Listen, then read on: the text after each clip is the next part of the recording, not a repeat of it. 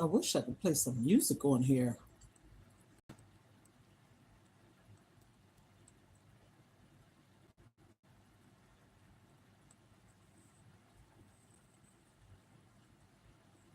That's what I hate.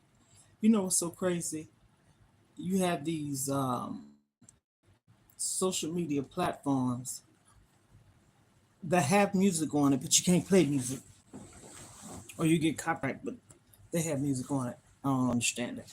Okay, I'm gonna wait till a few people come on through the door. When you come through the door, hello, hello, hello, how you doing? I'm back for more. Or you might be back for more, but hey, we're gonna do this. I said I was coming back 3 times today. Okay, let me put on a little man lip gloss. Yeah. Hmm.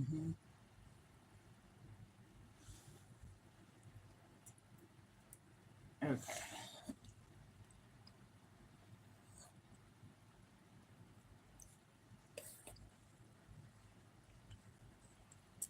Okay. Hello, baby, baby. I am back with round 3. And this is something I haven't done, but I am so actually glad that I'm doing it. Okay. It is Friday. I hope everyone is having a fantastic day.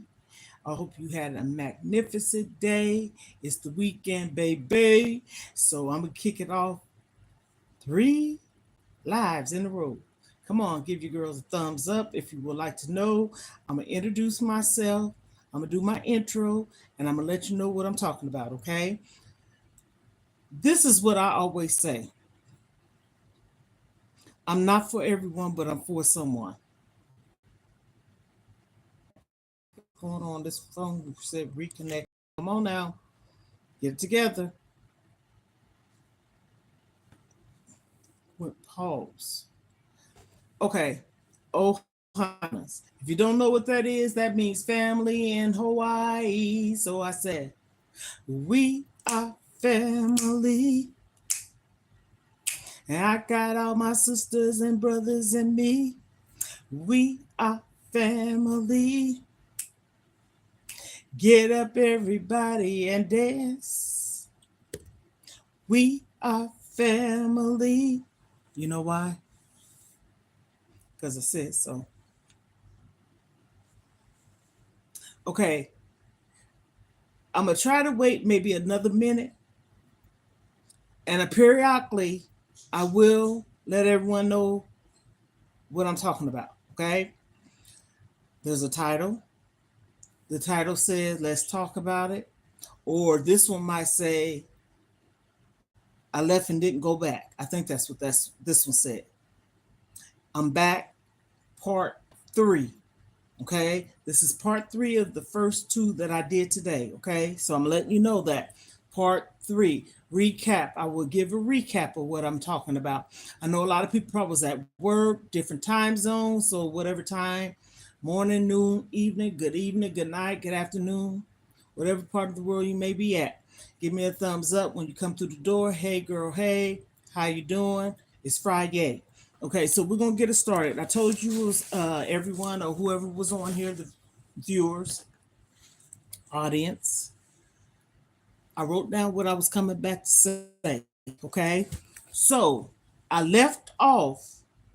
This is the 3rd video. Okay, I have 1, 2, 3. I did today. Everything is live, authentic, original. It's me. I want to be seen. Okay, and heard. And what it was briefly about, what I was talking about was how basically men go through things. And this is not talking about a bad woman. I have not said anything bad about a woman. I was talking about men and what they go through. And they they go through abuse too. That's what I was talking about. I didn't put like women, come on now. No, I didn't say all that. So basically, I came on here and I was talking about my second marriage and the things that I experienced with him. And I talked about a lot of good things about this man, which there was a lot of good things about him. I hats off, okay? I was married twice. Both my husbands was amazing, okay? Kid's father, no longer living, okay? What I left off at is I was briefly saying to get to the point of him being mental and psychologically. I don't know if it was physical now. Don't get me lying because I don't know. Abuse. My second husband, that is. And the things that I experienced with him. And this is not in the beginning, but like I said, it may have been a red dot, then a red 25-cent piece. Okay, so the size was real small, like a dot of an eye. Even though these things had occurred, these dots, red dots, it wasn't towards me. I'm not going to come off being contradicting either. It was things that he had been through that was told to me, and not just by him. He wasn't the one that originally told me. The girl had a baby by this guy that was his roommate, which was his wife's daughter. Okay, his child, no, he didn't have any kids, but he was in these children's life ever since they was little, and the one that was in the mama's stomach when she first met him. So 12 years of her life is the only daddy she knew, but it wasn't his child. So I'm going to fast forward. So that was a little recap. Man, let me tell you. And yes, I must say, I take accountability to a lot of it. Nothing I did to him. But I put up with so much, and I should have ran for the border. Okay? And I understand this man went through a lot. I understand that it was his broken heart and broken pieces and stuff like that. Even when I did find out initially, he never took nothing out on me at that point in time. Okay. So I was like, okay, he's telling me these things. I didn't ask. He openly just wanted to talk about it. And excuse me. And when he wanted to talk about it, it was so emotional for him. He cried like a baby, and I comfort him. Okay. I've never actually seen that other than, maybe my kid's father crying when our kids were born. Okay. But I'm talking about that's a different kind of cry. His was a hurt cry.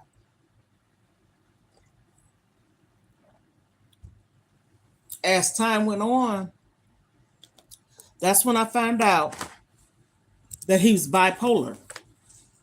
This ain't me. I ain't bipolar now. He was bipolar. And I didn't know what that meant. Never heard of the word before in my life until that point in time. Person that told was a friend of his, a guy. I still didn't know what it was. I didn't even ask him. Because at this point in time, my thing is this. If I didn't see anything like that, the only thing I could say I seen with him was emotion. That's because he lost his wife. Okay. So nothing towards me. So we're going to go all past that because I already done said that. So I'm just giving a little backstory. 2010,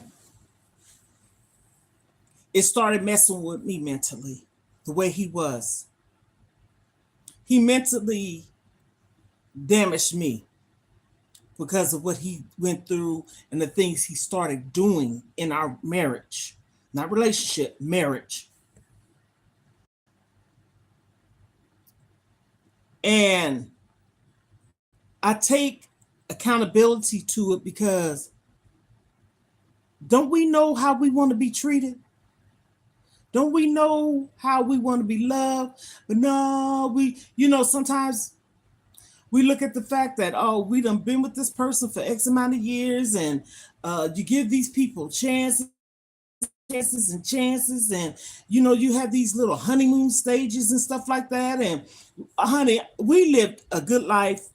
I lived, hell, to me, a lavish life. I had a good marriage. Both my marriages, they was hardworking, dedicated men, supporters. My kid's father, as I said, right out of high school, he started working for Coca-Cola. He did that for 10 years. At the age of 28, he went into the United States Army.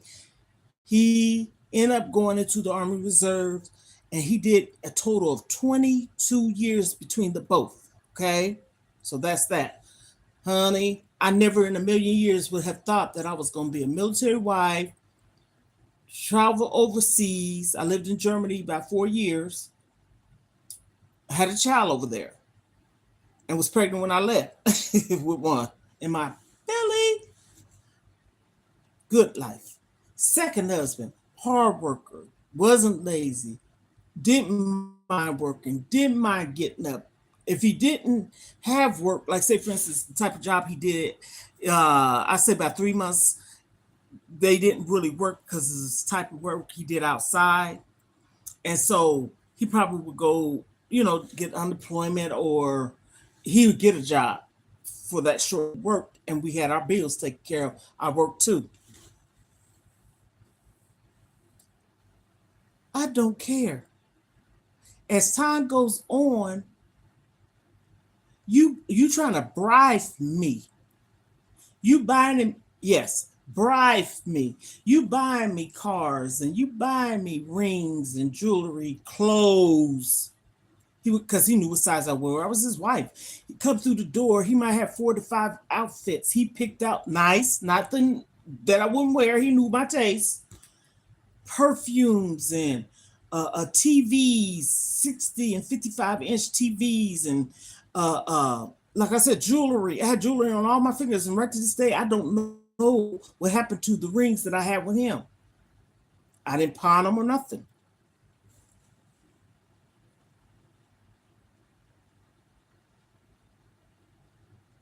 January of 2010, 2009 is when I started my Facebook account. I have another one. And we had one. He had one. I had one. My daughter had one. And he had got on there and put on there he was single. And it showed because, of course, I'm his wife. I saw it. I went out of my room because I always was in my room. It came to be about I was in my room more than out because I know I had a TV in there and I had a small refrigerator in my room and stuff like that with water in it and stuff like that. But I was isolating myself because I didn't want to be in the same room as him. So, like, if he's home, he could be in the living room. I could be in my room. We had 3, 4 TVs in the house, so it wasn't like I was hogging up a TV and he wasn't either.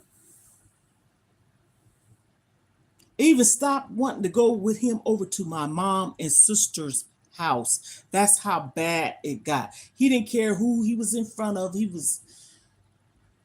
I have never in my life witnessed someone showing the way he did, show out around my family, and I didn't do nothing. And here I am saying to myself, well, damn, you would think it would be the other way around. You would think I'd take him to my family, but still, it's not about that. If you go to somebody's family house and you go with your husband to his and he come with you to yours, you don't go to people's house to act a fool, right? We was over at my sister's house. She stayed on a busy street, and we used to have like what you call sales. And he fixed lawnmowers, riding lawnmowers, small engine repair type of thing. He fixed auto mechanic cars, sell them. I hope we right here, right? I never will forget. I don't remember quite what holiday or what we had. We had some kind of barbecue that day, and my mom and my stepdad, which is her husband. My dad raised me, okay, and have nothing against my mom. Okay, so anywho, he did something, and this is the first time, only time, I said a cuss word, and I said it in front of my mom, but not. I wasn't in front of her, but she was there. She heard it. And I went straight to my mom and said, Mama, I am so sorry. I didn't mean to say that. You know what my mom said? You grown. Okay, I get that. But he had did something, and I can't recall what it was to make me say a cuss word. I wasn't cussing like a soldier, but I did say a cuss word. And I never had cussed in front of my mom. Never. So he left, came back. I don't know how I got home that day. I ain't gonna lie. He might have took me home. He was doing so much mental stuff to me because of his pain and what all he done went through, to the point to where in 2009, like I said, we had Facebook. He did what he did, and he left and stayed gone all night. Came back in the morning to try to start some stuff. Now, mind you, you was gone all night. He left the house, called me on the phone, and said, no. He left the house, came back, knocked on the door, left again, and called me on the phone and said, I'm coming to get my stuff. So at this time, you're not going to pick with me, okay? Like I said earlier, my daughter, youngest daughter, she was in high school. She was living there. And I went and sat in my daughter's room on the floor, because he wanted to get in the house. Me and her was there at the time, and everybody else was gone. But just so happened, he came, okay, he wanted to get in the house. I wouldn't let him get in the house. And at the time, everybody else was gone. They ended up pulling up. And at this time, the police was there. He called the police because I wouldn't let him come into the home. And mind you, he done left, came back, called me on the phone. So here I am like, Right now he's trying to provoke. Now he's trying to start some stuff. I never put this man out, mind you. He would leave on his own. And the only thing I would say is, I ain't trying to argue. I ain't trying to fight. He said, I'm gonna leave. I wouldn't even say, okay, leave or nothing. Because that's feet and fire. That's what that person wants. They want your energy. They want to see you all worked up because whatever they got going on. They want a reason to leave the house. They want to make it seem like you're the one that made them leave the house, narcissistic. They want to make it seem like you did something. I ain't never did nothing to this man. You was the one doing it. You was out there cheating. You got busted. And everything that you was doing is because you reflected on what someone else did to you and broke you and treated you like a young slave, treated you like a dog. His first wife treated you like a dog. And even though I ended up finding out this, I stayed with you because I loved you. By this time, hell, we had been together for some years. I loved you, but I did not judge how someone else treated you. You didn't treat me bad. You know what I'm saying? And it's the truth, because his sister, the woman's daughter, child's father was his roommate. His girlfriend, not the girl that he had a child by, another one, he ended up telling me, the roommate told me, and I was finding out bits and pieces by different folks. He hadn't told me yet. But one time he just, I don't know how he ended up finding the way that he wanted to tell me this, right? And that's when I said he broke down like a baby. Despite what all you went through, I supported you. I comfort you. And he know this. But you treated me as if I done this to you. Now, I'm not prejudiced, okay? His wife was Caucasian. He's African American. So am I. He would tell other women that was Caucasian that his wife had passed away. It was brought to me, okay?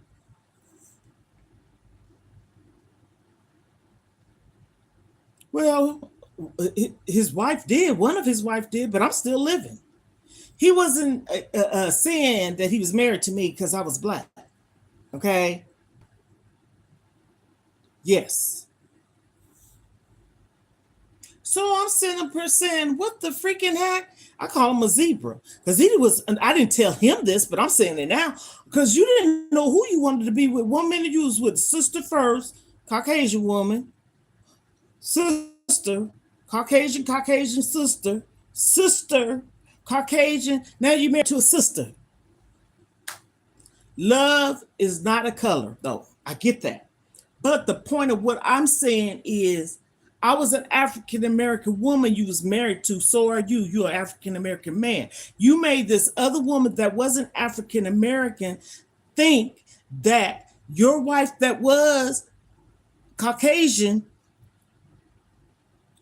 that had passed away was the only one you was married to. And we was married. I hope you follow that. So that's what that's about. It ain't about me being racist or prejudiced. My granddaughter's mixed. I have two granddaughters. Actually, I have three or four, because four grandchildren that are mixed. My son's African American. My granddaughter's mom is not. My daughter's African American. Her husband's Portuguese. And then my other daughter, her husband is, okay, mixed up with a whole bunch of stuff. Shout out to you, brother-in-law. Son-in-law. Everything that he went through, he treated me that way. The same way his wife at that time, when he was married to her, and she had passed on, and then later on he met me. Hey, I wasn't even in the same state when she passed away, so hey, everything that woman did to him, he started doing it to me. I don't know if he thought I was a weak link. I don't know if he thought that I wasn't going to say nothing. I don't know if he thought I was going to speak up. He made me feel like I was losing my mind. It got to the point where I hate saying the H word. I had that almost in my heart for him. And we had a whole bunch of people. I don't know, I'm here and there. Honey, it's a whole bunch of stuff, okay? We had a whole bunch of people at our house. And my son was outside, and the ambulance came because of me. I went into the back of the ambulance. And you know how sometimes you meet somebody or somebody help you or save your life or whatever you wish you could say. I wish I could find that person and tell them that I am forever grateful for what you did to me. It was a young paramedic guy. He left from the back of the ambulance. My son, mind you, okay, he didn't know it was my son. He just went to him. It was like, out of all the people out there, he just went to him and told him he was taking me to the hospital. They was about to transport me to the hospital. And that man told me these words in the ambulance. He said, you ain't getting out of here. You ain't getting out of this ambulance.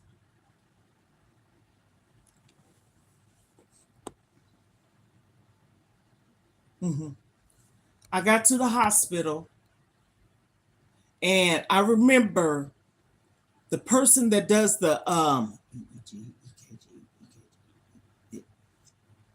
the EKG, EKG, because there's an EEG too.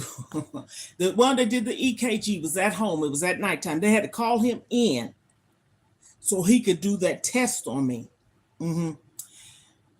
After they did the test on me, they sent me back to my room and a caseworker came in. Okay.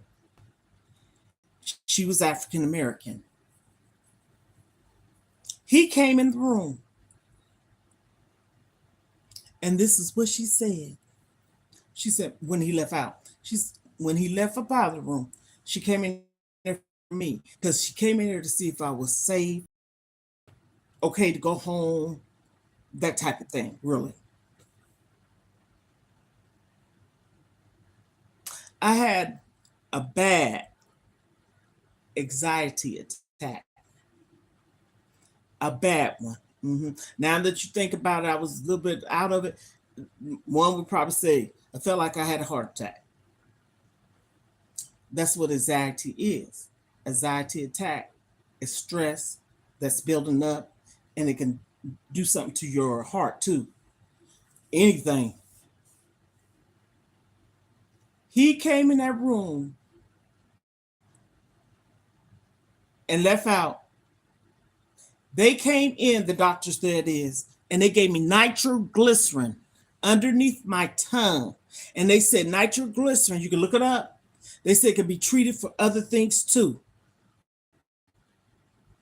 And I said to myself, I hope these people ain't lying to me, because I know what nitroglycerin is for. Most time when people have heart attacks, okay, or to prevent one or to stop it or whatever, you put that little pill underneath your tongue. The social worker said these words to me. She said, you know what? I can't even talk right. I typically ain't supposed to say this. She said, I know what your problem is. I promise you that woman said that to me. Because his energy. My brother's girlfriend, because I used to babysit my brother's child, like I said, child care provider, and her mom would come pick her up, and drop her off. And we would talk.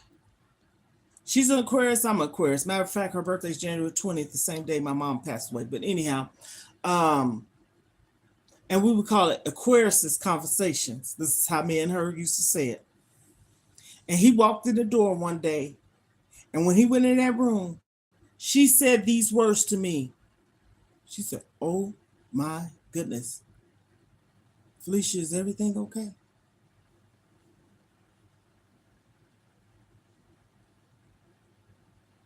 I didn't say nothing. Mind you, if you listen to the 1 and the 2, this is 3. So, okay. She asked me that. The social worker said the same thing. That's what I'm trying to get to. Like the energy he put off. The doctors came back in there again and said they was giving me another nitroglycerin tablet. One tear came down my eye. But see, in 2009, like I said about the Facebook, I had already said, I don't think I'm going to be with him next year, which was 2010 that came around. This happened in January, okay? May, as I was saying earlier, I came back on here to talk about that. His sister got married. And we went to Minnesota. It was me, my baby girl, and her friend. With him, it was 4 of us. He got down there and cut the food. Dropped us off in the hotel. I went to the restroom, came out, he was gone. And I said to myself, hold up. I brought my daughter, both daughters. Hell, you might as well say at the time because she was my daughter's friend. So daughter, both daughters, but one of them was my child's friend. with me to the wedding. And you're going to act this way? Oh, no. My daughters wasn't in the room when I said that. They had went across the street to get them something to eat. Who does that? If I know you was going to act like this, I could have stayed home, me and my child and her friend. You don't get nobody miles and miles away. I don't care if it's around the corner, okay? And treat someone some kind of way. And I had my daughter and her friend with me.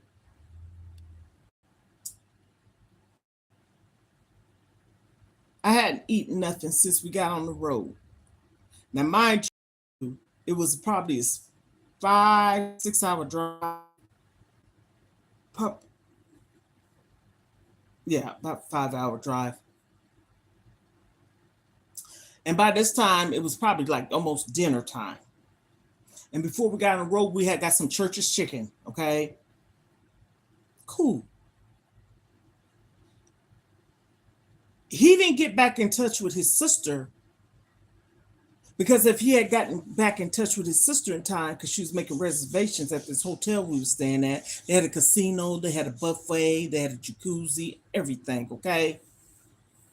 So when we got there, we was lucky that we was able to stay in that hotel because they had a room for us. We wasn't able to go to the casino or the buffet because he didn't get back in contact with his sister. So that's what made us have to get out to eat food like Subways or whatever. My daughter and her friend went across the street for Subway, literally right across the street. He gave them money, good to go, kudo. I still hadn't eaten. So he went and got me and him some Subway, and y'all ain't gonna guess what he did. He got me a kid. No, I ain't talking about the small. I ain't talking about the middle, medium, and I ain't talking about the large. I'm talking about a kid-sized submarine sandwich. For me. He got him a foot-long Italian cold cut sandwich or whatever they have at Subways. Ate half of it. Put the other half on top of the TV in the room. And at nighttime, by that time, I still was hungry. I went to sleep, woke up. He wasn't in the bed. Like I'm saying to myself, what the heck is going on here? He was outside talking to his niece. Cool. That's, honey, when you spend time with family, I don't intrude. It's the point of how you did it. You brought me and my child and her friend that I was responsible for down here to cut the road, like the food, active food. So I still was hungry, as I said. I didn't ask him to get me nothing else to eat. I didn't even ask him, was he going to finish that sandwich? You would have thought he probably would have said, do you want it? He didn't. He took that dang sandwich and threw it in the garbage. So on our way back, yes, I'm kind of like fast forwarding it because there's a lot of stuff in between. On the way back, he said the AC in the vehicle wasn't running or working. Mind you, I told you he was a mechanic, right? He had us ride all the way back, 5 hours. And it was hot as heck. May. Okay, May. It was May 28th, 2010, the sister's wedding. We get back home, drop my daughter off, her friend, to go get something to eat. He pulls up to a Church's Chicken again.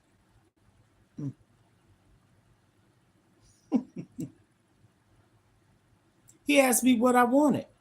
I said some Taco Bell next door.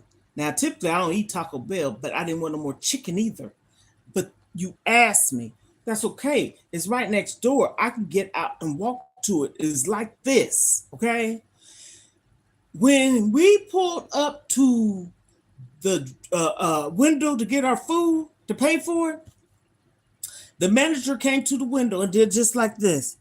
Ma'am, are you okay? And the reason why he said that, because in the when he was taking the order or whatever, giving the order to the cashier, he was loud.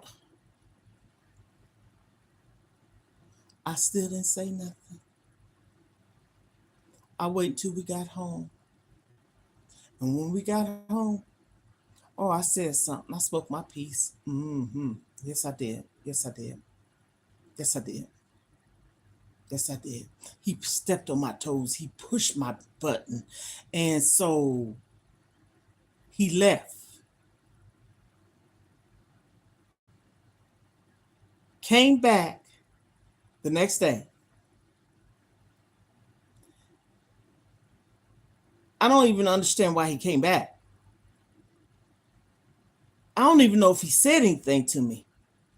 And if he did, it wasn't much or nothing. He left, called me on the phone, and said he coming back to get his stuff. Now, you was just there. If I let him in that house, you see frogs jumping in the back of me. I'm trying to be funny, but it's true. I was in my daughter's room, sitting down on the floor. Now, mind you, my daughter was a teenager at the time. She was living with me. She never heard fussing, but she kind of seen some. She was one who told me that he changed his status on Facebook because she was a friend of his too. She wrote me. I seen it go up too.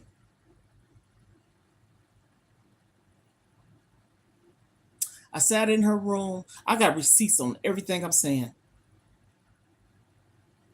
He wanted to come back, get his stuff. I wouldn't let him in. He called the cops. The cops came. By this time, everybody, I had said this earlier, wasn't nobody there but me and my daughter. By this time, my son, his woman, my daughter,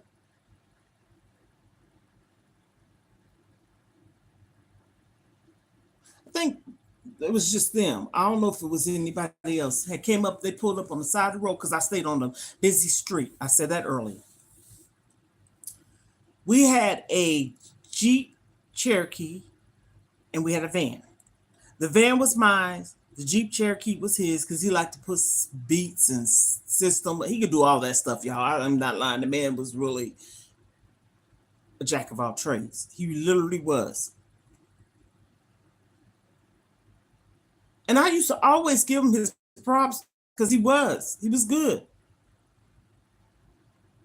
So he called the cops because I wouldn't let him in the house. He had already had some of his things in the car. And if I'm backtracking, he got his stuff, some stuff, when he came that one time, and I let him in. And then when he called and said he was coming back to get some more things, I wouldn't let him in. Because by this time, he was picking because he had said some stuff on the phone. And at this time, I said, oh, no. So when the cops came, he had called the cops because I wouldn't let him in. My son and everybody was in the living room. They asked where was the lady of the house at. I was in my room with the door closed. They did their thing. There's a TV in there, all the things. We had 3 bedrooms, living room, dining room, family room, basement.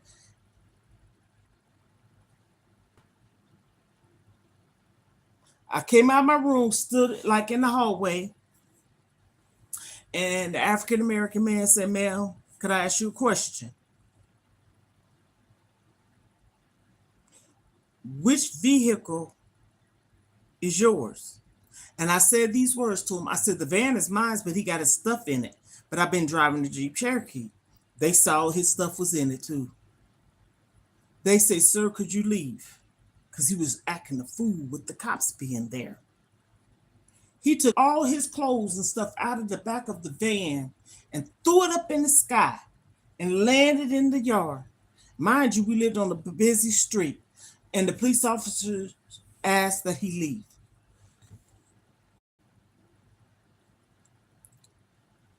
He left.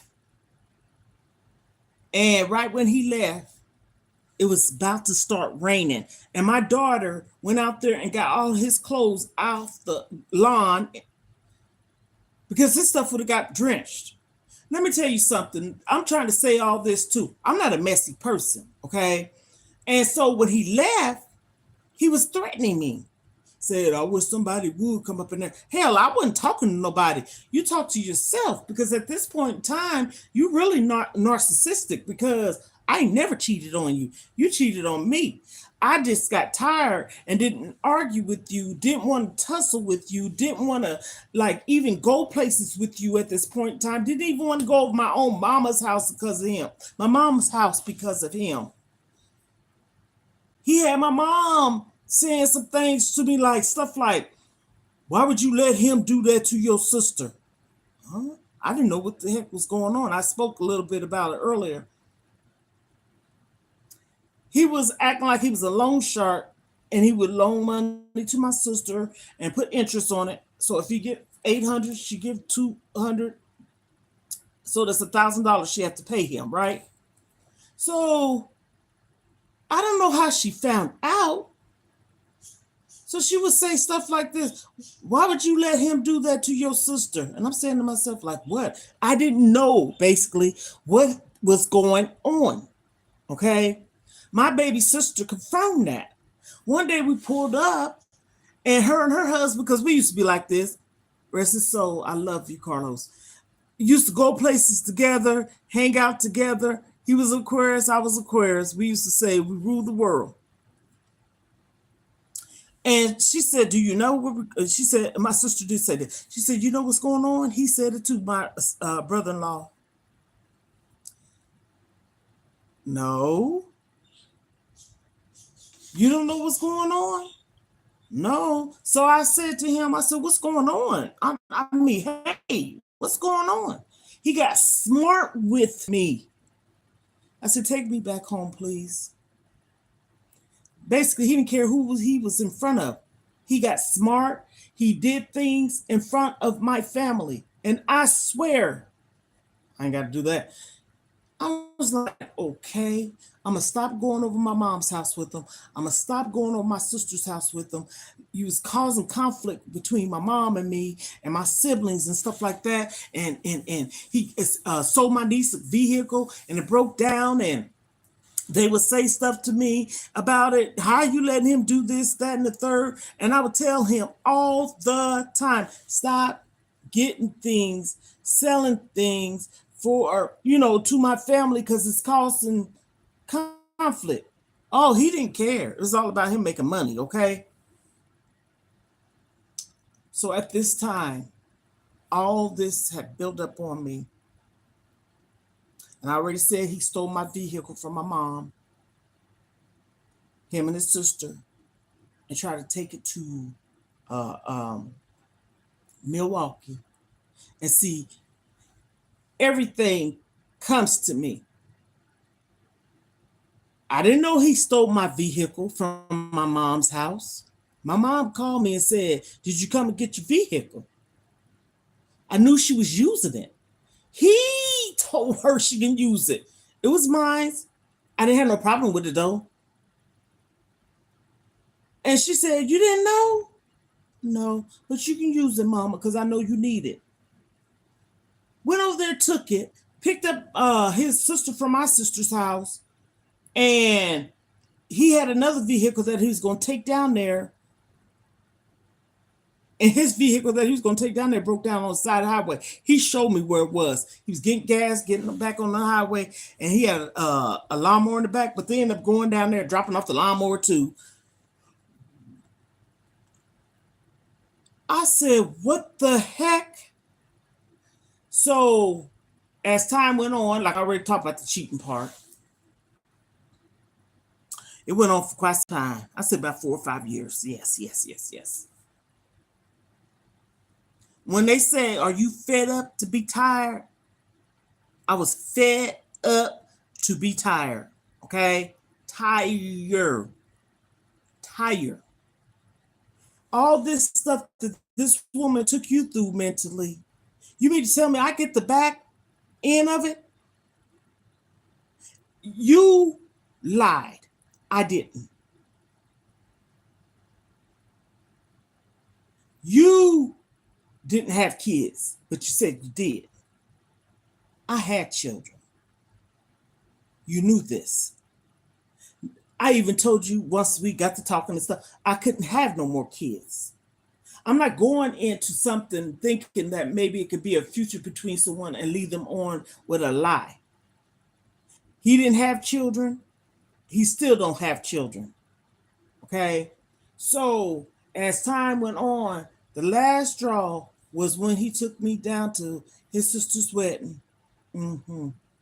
And that's when he did what he did, leaving, and the cops came and all this stuff like this here. And I end up going to get a restraining order, or some would call it expectate, whatever, because you threatened me. I don't care if you did say it like, I better not catch nobody up in my house. But what made me be able to get it is because it was documented that the cops had just came out 2-3 weeks prior.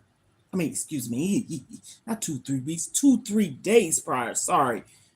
I corrected it truthfully. And so they seen that it was, they documented. I went to file a restraining order. Of course, you got to go to court, but you get a temporary one. I went. He didn't show up. So we had to go and get another one. Oh, this will get good. All the stuff that he had in the basement, tools and a whole bunch of other stuff. My daughter, oldest daughter, and her boyfriend at the time, but now he's her husband, loaded up in his Jeep Cherokee that we had. I said Jeep Cherokee, Ford. It was a Jeep Ford Explorer, Jeep Cherokee. It was a Ford Explorer. It's Ford Explorer. Wasn't no Jeep Cherokee. Dang, one of them. It was the SUV. And so they took everything from the basement, put it in the vehicle. I gave them the money, and they went to public storage to take his stuff in there. And this is the gag. I walked into that courtroom, you would have thought I was an attorney. Okay? Straight facts. I had an Aldi bag.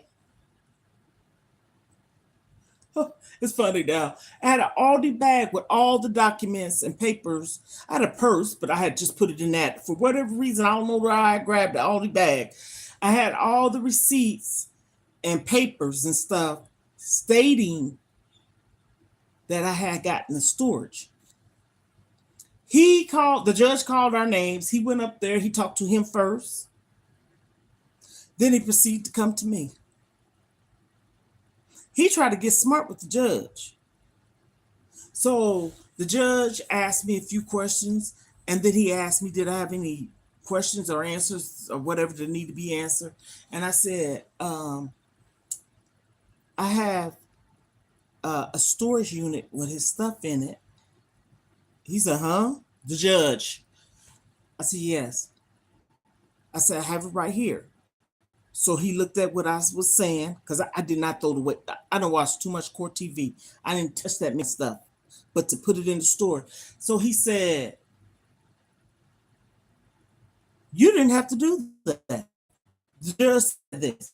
So he said, what are you going to do this Saturday? It was on Saturday. He said it was my daughter, my oldest daughter, my youngest daughter, and her husband. At the time, they was living with us. And so we ended up moving out of the house into another place. So if you hear me say my oldest daughter, my youngest daughter, her husband, that's how my daughters was supportive of me, and her husband was too. Shout out to my oldest daughter, my youngest daughter, and her husband. And I mean that from the bottom of my heart. They have my back. Matter of fact, my oldest daughter said this, Mom, I got you. And she had me. I showed them that book with the storage receipts and stuff. They said, the judge said, what are you going to be doing around 11 something on Saturday? And I said, nothing. He said, I'll tell you what. It was a cop that came because it was a chaperone thing because we had a restraining order and we couldn't, be in contact with one another. So the police, once we seen the police go down, we was at a gas station park, go down. Then we went down. He said, meet up at 11 o'clock at that public storage. And he said these words, if it's a minute past 11 o'clock, do whatever you want to with his stuff.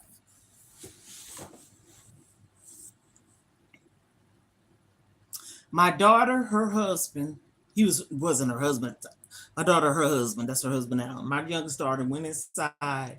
I stayed in the car and I was shaking. And what made me shake is because, mind you, I said I had a anxiety attack. Just hearing his voice triggered me. I didn't want to see him. I didn't see him, but I heard him. And they went in there, and he was supposed to sign the title over my name, but he went in there and signed it in my youngest daughter's name, and she didn't have no license and didn't drive at the time. She drove, but not good enough to have the vehicle. So basically, he was trying to be sarcastic. So when it was time for me to, what you call it, renew the tags and stuff like that, I couldn't do it because my name wasn't on it. I was so happy. That was such a mental relationship. And all because, this is what I'm saying, if you're not healed from your past, don't get with no one. Don't take your problems that you had with someone in the past or still dealing with, trauma, triggers, and not seeking help. Don't get with no one. Mm-mm. And so I divorced him. Grounds of divorce, adultery. He was playing this back and forth stuff because he wanted to know where I was living. Because at that time, I had moved out of the house we was in and started a whole different life. Me, my oldest daughter, my youngest daughter, and her husband. And I left a lot of stuff there, meaning not in the house.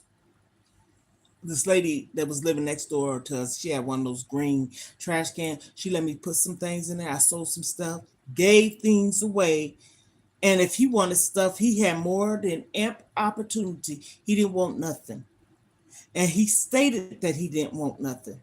Relocated. Now, mind you, he told me towards the end of it, a long time down the road. I knew where you lived anyhow, but you know what? That's okay, buddy, because if you had came up in there, I already had told them that you wasn't supposed to be on the premises. I already told them, you know what I'm saying? So you don't know that. And so I started over, new beds, everything. I'm saying all this to say, despite what I went through, I started talking to someone. And you know what? They want to say that you're a trigger. I never show no triggers to this person. But you know what? Stay single until you're ready. Don't rush nothing. Because it ain't always a woman that's doing things to men, and it ain't always men doing things to women. But at the end of the day, stop taking the trauma and the things that you've been with the other person, man, woman, man, woman, with the other person and bring it into your relationship and you ain't healed from it. Let me tell you something, truthfully.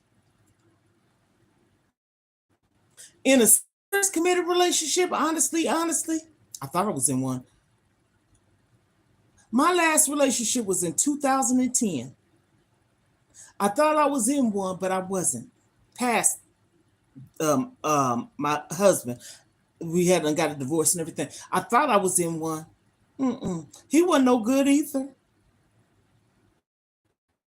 So I'm saying this to say, people deceive, people manipulate you. You know what I'm saying? I'm tired of being the one like, okay, I'm putting you on my lease. This is my place. But I had much love for you and respect for you, knowing that you was coming into a different place. And no, not a place that me and my husband share. A total different address town, okay? And I wanted you to feel, because you're coming out of state to come to be with me. Yes. A year and a half knowing, long distance. But this was the gag. Red flag, you come packed with a bag on the first time of meeting someone, even though y'all both agree to it, that's a no-go for me. I would never do that no more. But see, at the time, this is why I say I take accountability. I was emotionally still going through some things. I never took nothing out on that person, and it didn't really show because if I'm you doing things with me, we keeping each other company. I'm happy with you. You my friend. I'm cooking for you, and that's another thing. I would not put myself in a position to pay wife to someone that know good and damn well I'm not their wife and they're not my husband. But at the end of the day, I'm playing like I'm your wife and you ain't acting like you my husband. And we supposed to be in there like that. So the last relationship I've been in, serious, was 2010. 14 years. Of course, I talk to guys. I ain't been in a relationship. And that's why I say I want to heal. That's why I say I'm working on me. I'm sharing my story of what I've been through. I've been abused physically, emotionally, psychologically, sexually. I've been abused.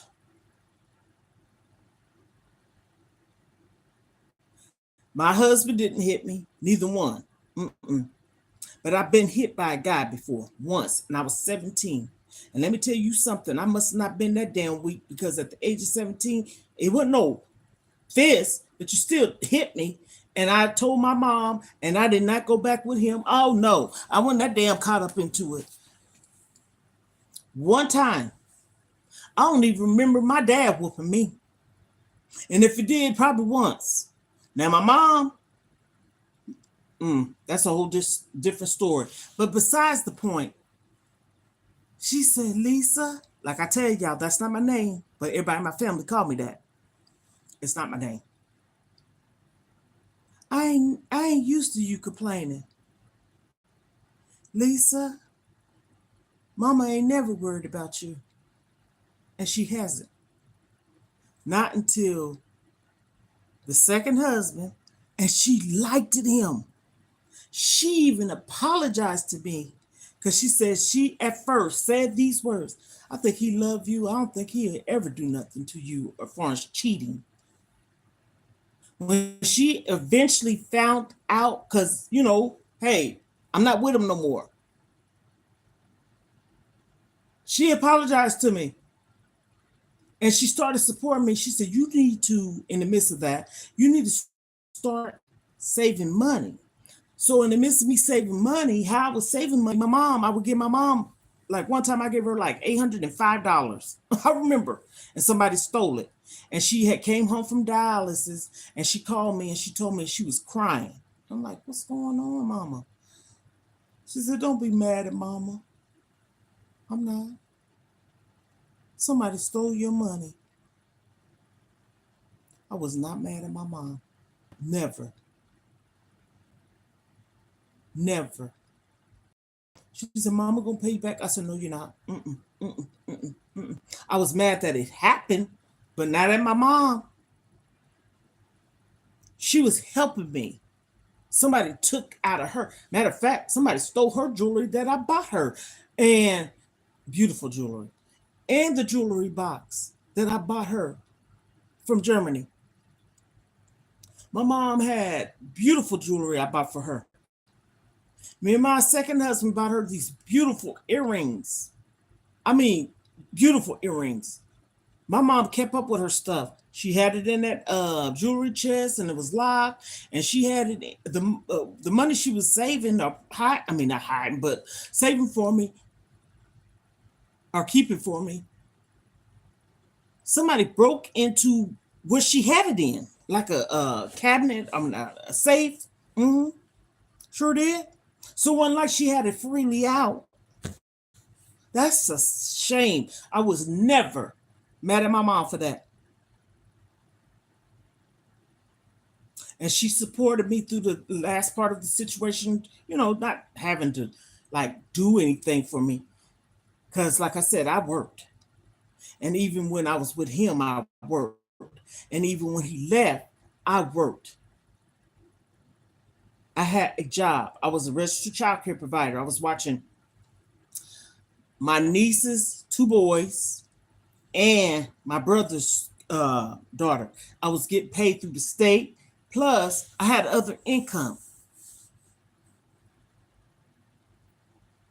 I had to pay two cable bills because we had cable, and then my mom, a situation had happened to her, and he had discussed with me. He said, "Let's get your mom some cable."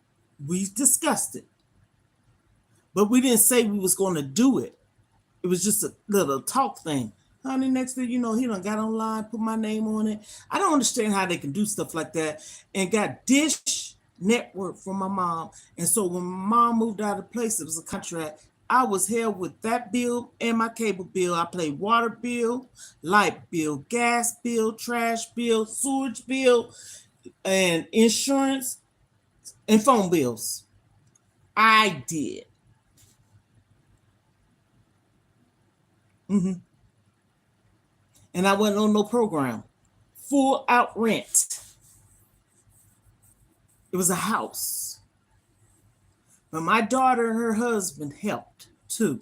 I can't just say that, yes, they helped. And we moved out of that house into another place that was kind of, it was nice because it was a townhome. And we had 3 bedrooms, 2 full baths, a living room, kitchen, dining room, wash and dry hookup. Nice place. My restroom was in my room. I had a whole bathroom to myself. Nobody, and if somebody is an emergency, I didn't have to share with no one. Big room. So I'm sharing about how a man, this is what I was talking about. I wasn't bashing a woman. No, no, no, no. Has been mistreated mentally.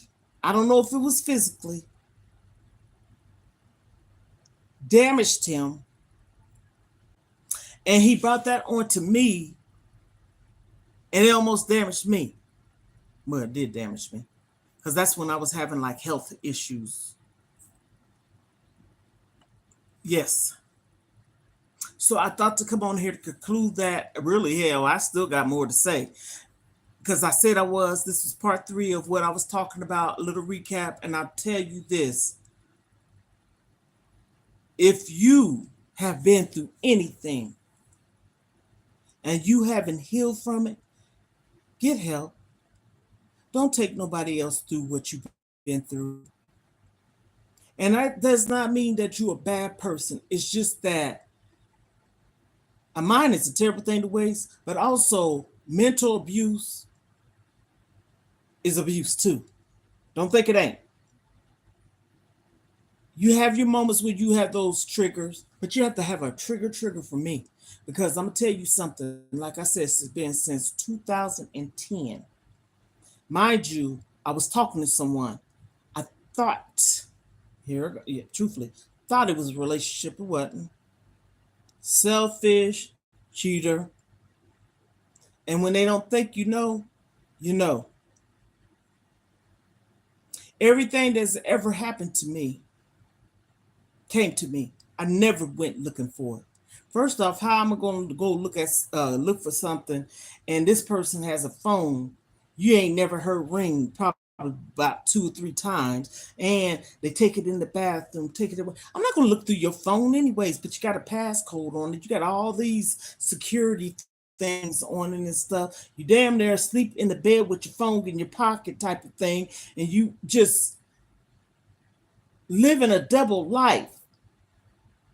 You're at this time now, this is my place. It was supposed to be ours, but you disrespect it.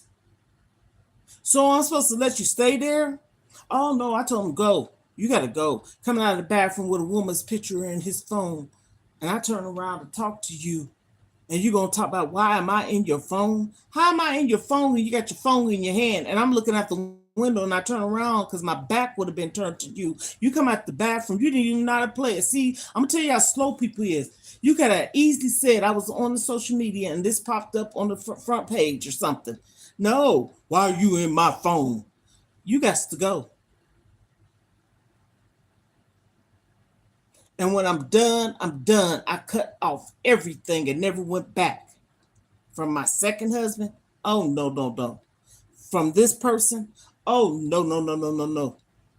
And I said to myself, God bless me to heal from anything that someone's done to me. I ain't did nothing to nobody. I'm sitting at home being a faithful wife. I'm sitting at home being a faithful girlfriend, supposedly have been. But I wasn't your girlfriend. You tell me I'm too clingy, too needy. Who tells somebody that? But you the one clingy and needy because I stayed with you and supported you because I was trying to be loyal because you didn't have no family. But I'm needy.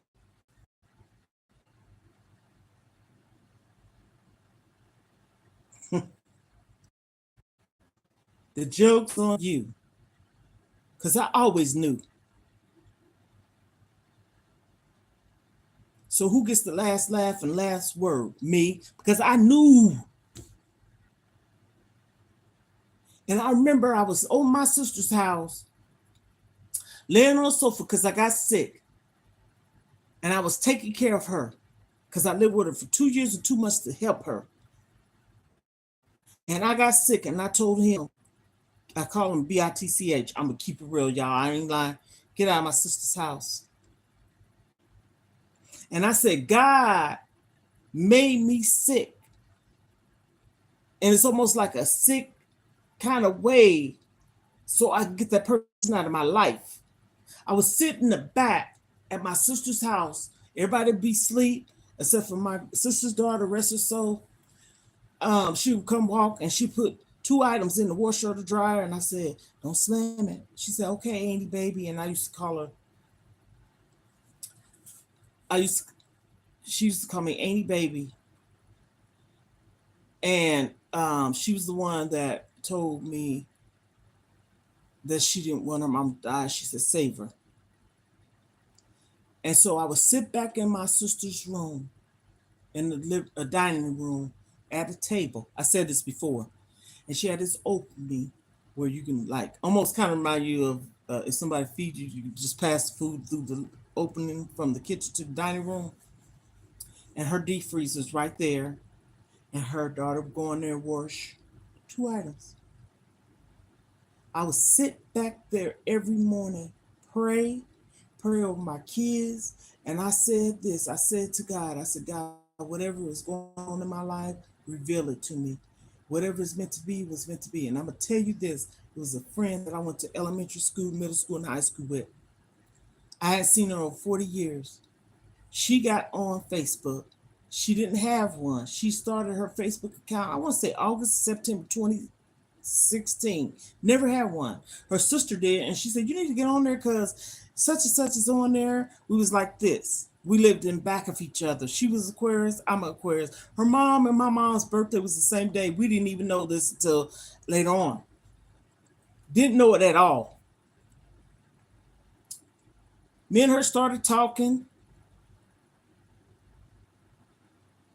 and she came pick me up for the weekend.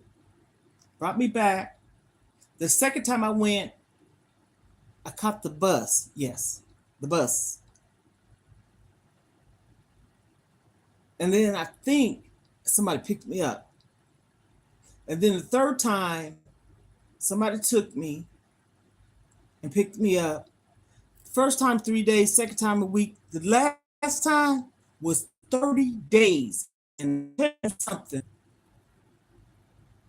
Everything I asked God to reveal to me, He did. I cried for every night at my friend's house. She didn't know it. She didn't even know what I was going through. That just shows you I'm not a messy Bessie. I went there to enjoy myself, and I really, truly did. I had a good time. She has the most amazing hospitality. Girl, get up. Let's go and get these shoes. We went and got some shoes. Remember the shoes? White girls? Well, I went and got a pink pair, orange pair, and a black pair at Walmart's. And I would cry every night. And I said to myself, when I go back to my daughter's house, I'm going to help her with her dad. He was ill. He had a multiple, multiple strokes. And he ended up having to go to the VA, and they sent him to the rehab short term for about 15 days or whatever, 14. And then he ended up going to a resort. Nice. So that's that. I don't want to get so into deep that because that's an emotional thing for me. And so I have to cut things off. So if it seems like I'm not completing, when it's dealing with my kid's father and my kids, I can't do it sometimes. Just being honest. So um, I helped her, and I said when I left her house, I'm going back over to my daughter's house. That's what you call the lowest part of my life. Not because of my daughter. Mm-mm. I'm talking about life that how I had lived prior, had things, never thought. This is my baby girl. It wasn't nothing towards her, her husband. Mm-mm. I felt welcome. I had my own room, own bed, and TV, closet. I didn't have to share with no one. Matter of fact, it was the biggest room. But anyhow, and after losing my kid's father, I had to really get myself together, my life and my priorities. And what made me really do that is when someone tells you after losing someone, you act like you still care for them. That's a low blow. Low blow. And when that happened, doors open for me. Cut it off all the way. No one going back. Didn't even answer my phone. If I needed to go somewhere, I would walk, exercise, eat, and you could tell the weight was lifted off of me. I was losing weight, stress, some of it.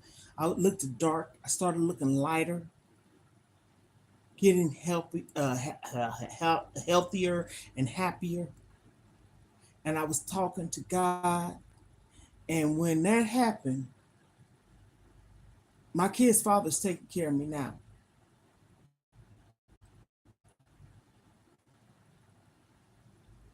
I was able to move into this place. I was in debt. And my son in law came to me because he said I helped him. He said, I can't take nothing from you. He said, because you helped me, I'm helping you. And when he said that, I paid my debt off along with what I got from my kid's father to help me. Okay. My baby sister gave me some money too, because at times I given her. Okay. I paid off half of that, and the rest of it I had on my own to pay. I did that. And I got down to $300 to $400 left that I needed to pay to move in this place I live in. And I had a card, a credit card. Honey, I maxed that sucker out, but I paid it back. I paid it off, yes.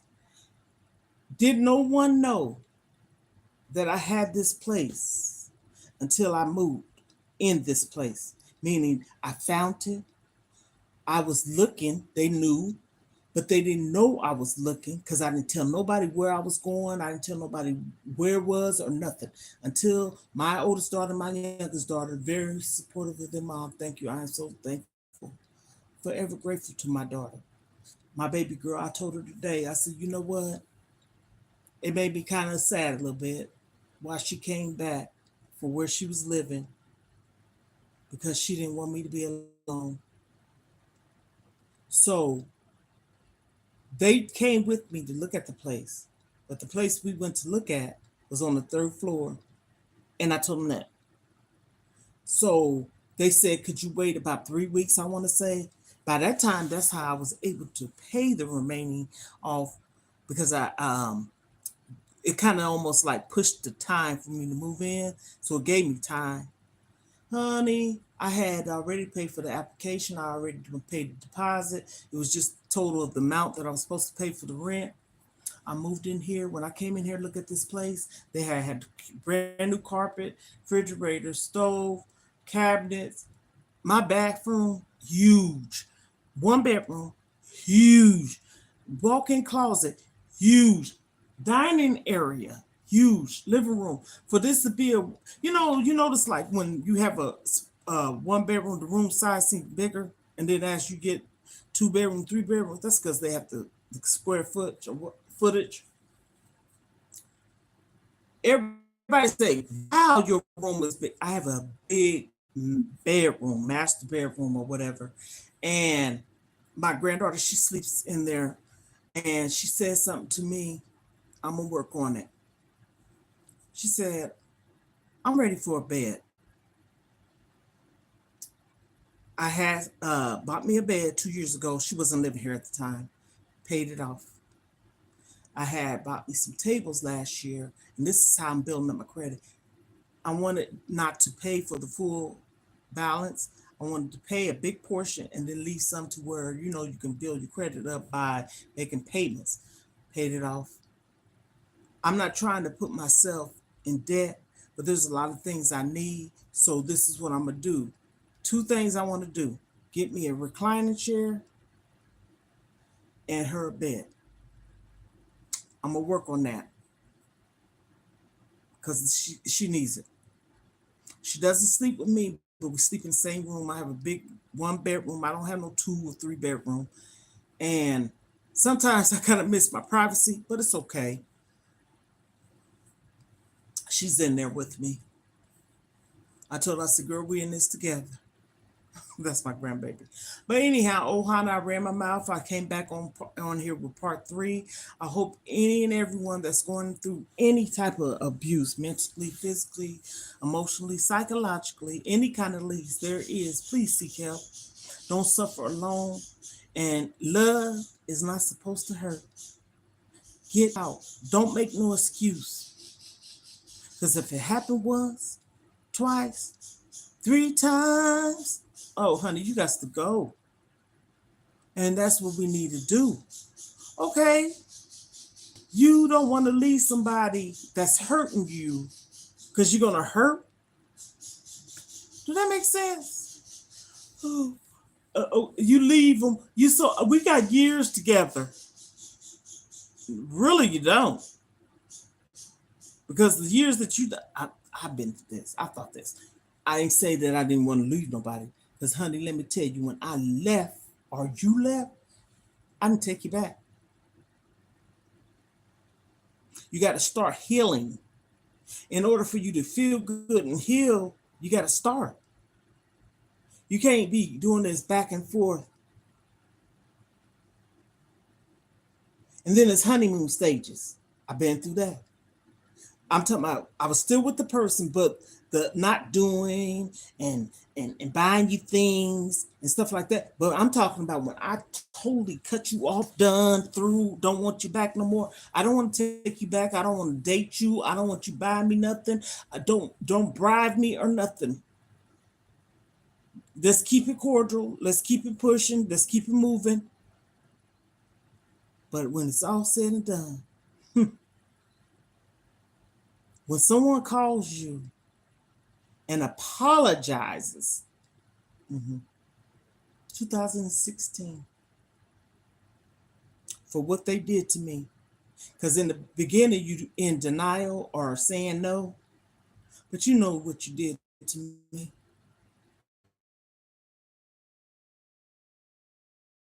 Still don't have to have nothing to do with you. If hey, how you doing? How you doing? When my sister's husband passed away, I told him, why wouldn't I? We was friends, all of us. Well, Ken, he has health issues. So enough of that. Just get out, go, run to the border. Okay. On that note, Ohanas, and I always do say this because I mean it. We are family. You know why? Because I said so.